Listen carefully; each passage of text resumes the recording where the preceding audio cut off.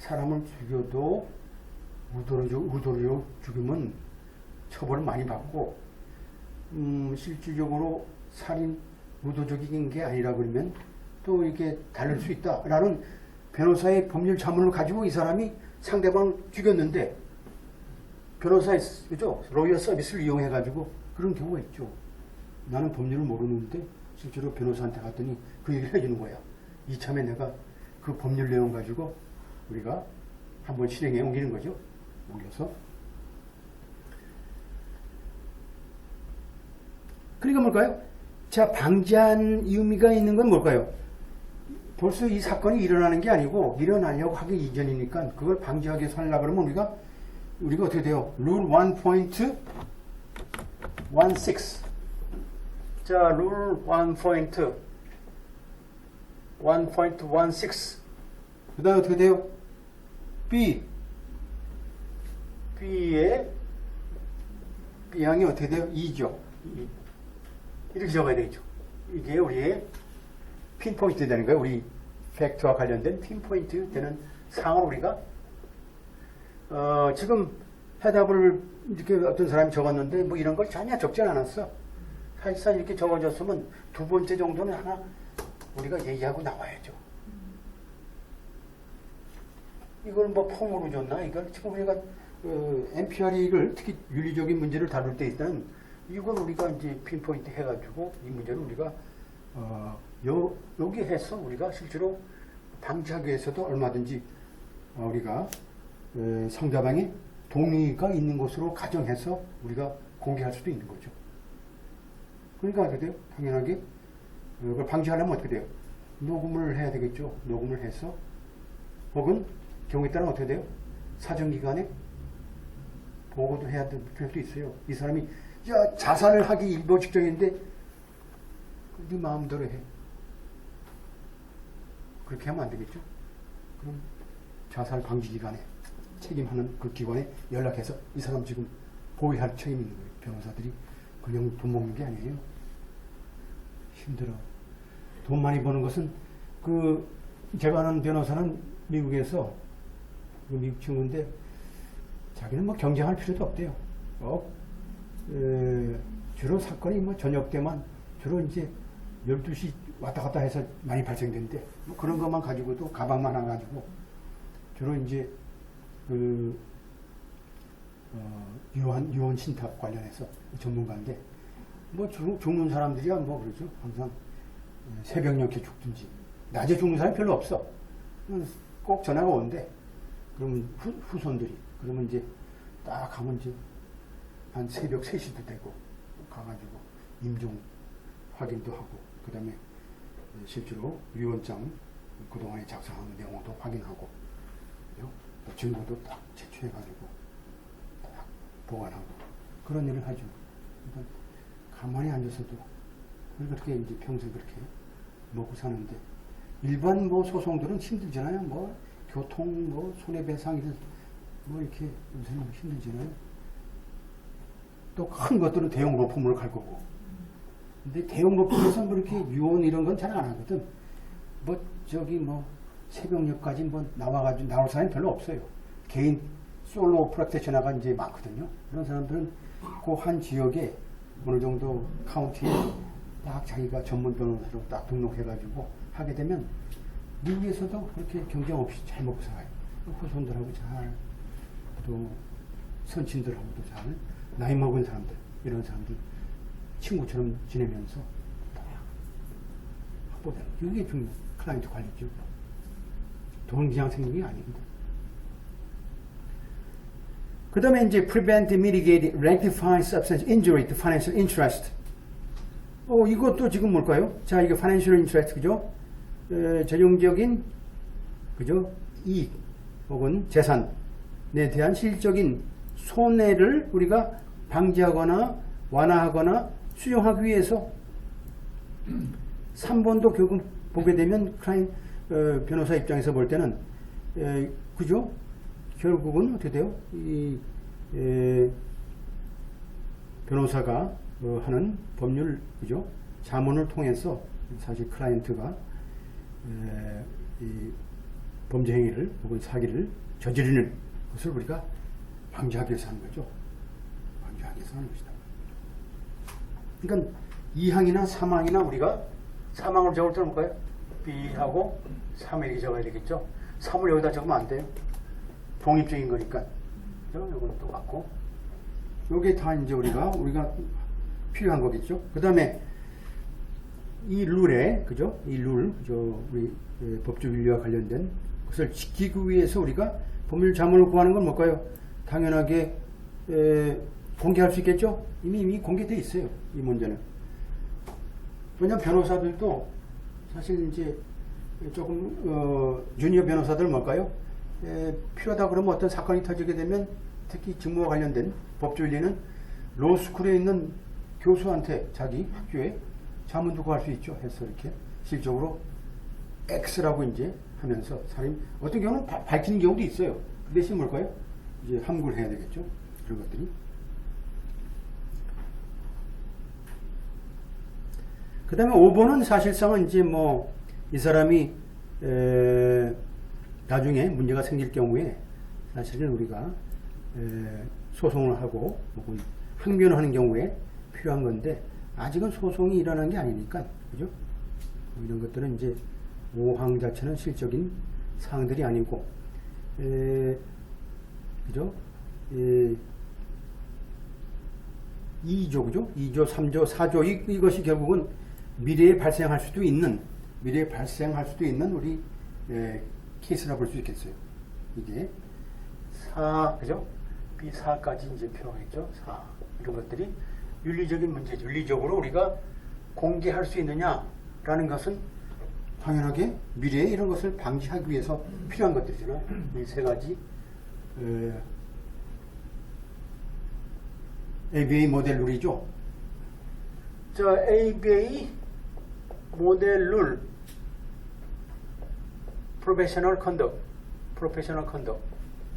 이제 MPT를 쓰려고 그러면 다 적으려면 시간 걸리니까 ABA 모델 룰 이렇게 프로페셔널 컨덕 이렇게 적어도 되고 뭐 잘라가지고 ABA 그죠?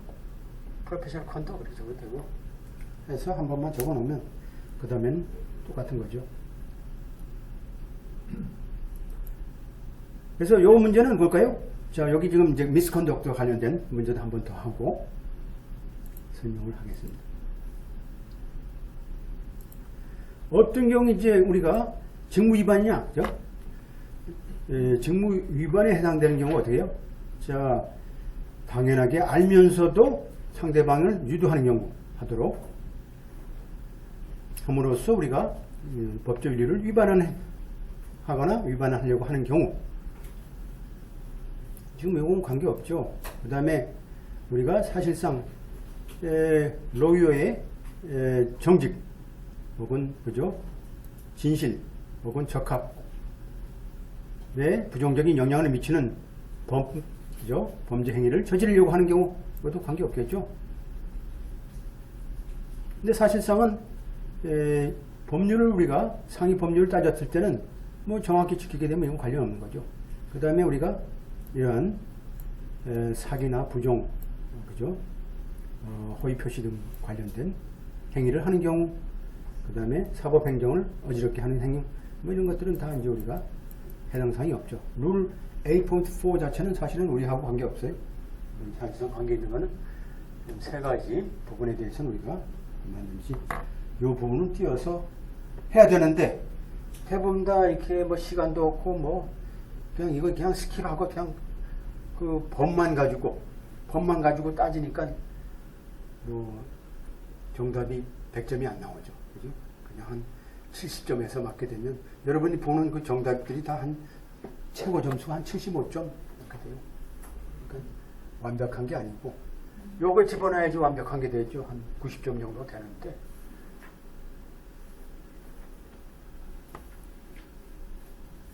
미국 애들 쓰는 거 보게 되면 뭐 더 못 쓰는 사람이 많아요. 요새는 뭐 리딩도 있지만 하여튼 라이팅 자체가 거의 개판 수준이라 겨우 뭐 요새는 다 이걸로 보잖아요. 이걸로 조각으로 보니까 긴 문장들은 잘 안 보려고 그래. 긴 문장 보려면 그 텍스트 있죠? 뭐 이렇게 우리 교과서 보게 되면 한 이만큼 두껍거든요. 헌법 같으면 3,000페이지 되는데 이거 두고요. 이렇게 두꺼운데 한 100페이지 보나 하다가 침 흘린 자국 뭐 이런 게 있던데 졸리고 더 이상 안 봐. 그래도 다 뭐 변호사 돼가지고. 그 다음에 이제 ABA 그 상임위원회에서 나온 사실상 그 우리가 ABA 룰 자체가 완벽한 게 아니니까 그때마다 어떤 사안에 대해서 우리가 이제 커멘트한 것들이 있어요. 이런 부분은 우리가 도움이 되겠죠. 이건 도움이 될 수 있는 것들이요. 여기서 이제 뭐 녹음과 관련된 부분이죠. 저는 상대방의 동의 없는 변호사의 녹음 관련한 문제에 대해서 우리가 다루겠죠. 뭐 이런 지침, 상임위원회 내용들은 ABA 룰하고 똑같이 취급하면 돼요. 그래서 여기 보면 포멀 오피니언 337 1914년도에 채택된 상임위원회가 뭐라고 얘기했냐면, 자, 이건 뭐 당연하게 사법기관, 그죠? 어떤 행위에 대한 어떤 우리가 예상을 그죠? 제외하고 변호사들은 뭘까요? 당연하게 우리가 상대방 이런 녹음을 해서는 안 된다. 상대방이 아니지 않고 녹음해서는 안 된다.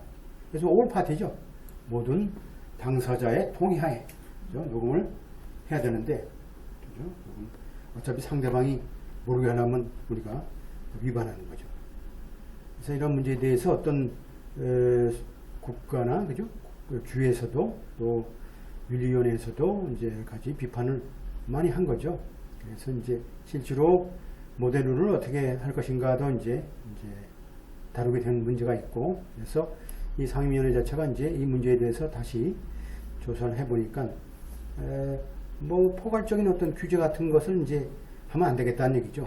337에 했던 내용들. 따라서 우리가 단지 우리가 비밀이지만 합법적으로 하는 녹음하는 것 자체는 뭐 원천적으로 뭐 사기성이 있는 건 아니다라는 걸 이제 결론 내는 거예요. 그러니까 상당히 처음에는 엄격하게 적용하다가 이제 시대가 바뀌니까 뭐가요? 핸드폰도 생기니까 핸드폰에서 한번 누르면 그냥 녹음이 되잖아요. 뭐 이런 것들이 뭐 꼭 우리가 이렇게 사기성 있는 그죠? 행위로 우리가 판단을 안 하고 좀 폭넓게 우리가 해석을 하고 있다는 내용들을 우리가 변화를 할 수 있는 거죠. 변화를 볼 수 있는 거죠. 두 번째, 자, 일반적인 337의 그죠? 의견에 대한 일반적인 금지 행위에 대한 배척이죠. 배척 사유가 나와 있어요. 배척 사유를 보게 되면 어떻게 되어 있어요? 뭐라고 결정되었냐? 자, 이런 원칙들이 자, 어떻게 돼요? 변호사들은 기본적으로 이런 부당한 모습을 표출해서는 안 된다. 부당한 모습을 우리가 피해야 된다. 이건 사실은 좀 애매하지만 변호사를 하는 건 뭘까요? 하나의 준공무원으로서 상대방이 볼 때도 뭐 사기성 있으면 안 되고 항상 진실하고 성실하고 그죠? 그런 모습을 우리가 일반한테 보여줘야 된다. 그러한 우리가 경구라는 게 우리가 ABA 우리가 룰을 채택한 당시 그죠? 9년 후에 우리가 이것이 이제 빠졌다 아니에요. 그래서 뭐라고 얘기하냐면 일반적인 그죠? 솔직하지 않음, 그러니까 뭐 사기성 있는 그런 행위 자체는 여기서 뭘까요? 기본적으로 사기 허위 표시와 관련된 문제는 사실상 모든 상대방의 모든 당사자의 동의 없는 그런 녹음의 내용이 포함됐다라는 거죠. 그러니까 모든 상대방의 동의 없는 그런 녹음 행위 자체는 결국 뭘까요? 이러한 337의 기본적인 입장은 뭘까요? 변호사의 어떤 이런 사기라든지, 그죠? 허위라든지, 허위 표시라든지 이런 부분하고 연관되어 있다는 뜻이죠. 근데 이런 일반적인 허위라든지 허위 표시에 관련된 행위에 대한 모델룰 자체의 그 금지라는 것은 모델룰 8.C에 지금 그대로 이제